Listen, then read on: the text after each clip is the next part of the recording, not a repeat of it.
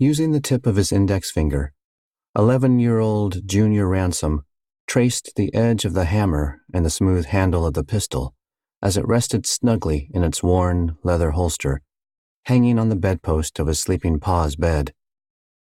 He'd always been fascinated by how much power there was in such an inanimate object. He longed to hold it in his hand, but had always been afraid to ask permission to do so, even though he was allowed to have his own .22 rifle.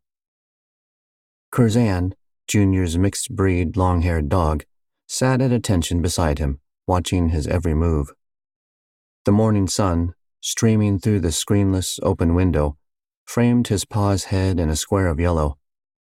If not for the many flaws in his pa's character, the light might have caused one to think of the glow of a halo. But no one would ever suggest that Roscoe Ransom was an angelic being.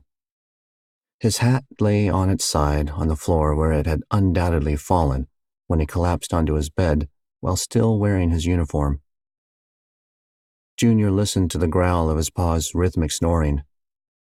Even at his young age, he had learned to distinguish between the kind of snoring that came from exhaustion and the kind that came from being drunk.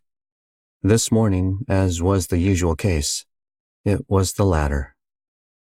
Slipping his hand around the pistol handle, Junior got a firm grip on it and began inching it out of the holster. Just as the trigger guard was about to clear the holster, his paw snorted, and Junior dropped the pistol back into the holster as if it had just come out of a hot forge. His pa's bloodshot eyes stared at him from behind the strands of the pompadour haircut that had fallen onto his face. He opened and closed his mouth, making smacking sounds, and attempted to wet his lips. "Morning, Pa," Junior said. Roscoe blinked slowly until recognition registered on his face, then grunted. "Hey, Junior." As he sat up, the gold star pinned to his rumpled shirt caught the rays of the sun. Squinting against the reflection, Junior asked, "Don't you need to get up and go to work?" Roscoe ran his hands through his thick black hair and shook his head. His pa had told him that he shook his head like this to clear the cobwebs. If that was true, then the spiders in his pa's head did most of their work at night, because it was always in the morning that he did it. However, Junior suspected that it was alcohol, not spiders, that filled his pa's head with dust-covered cobwebs. As his pa rubbed the ever-present 3-day beard stubble on his cheek, Junior was reminded of the sound of sandpaper on a wood plank. From outside the window came the sound of their mule braying. Lighting a cigarette, Roscoe looked over his shoulder toward the sound. "Sounds like Pat's ready to go to the field."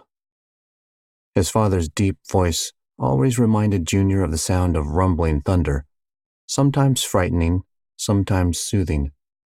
When singing at church, the few times they had gone together, it made the wooden pew vibrate and tickled Junior's behind. "Yes, sir," Junior said. "I was just getting ready to go hook 'em up and get started, but I thought maybe I should wake you up first. You want some coffee?"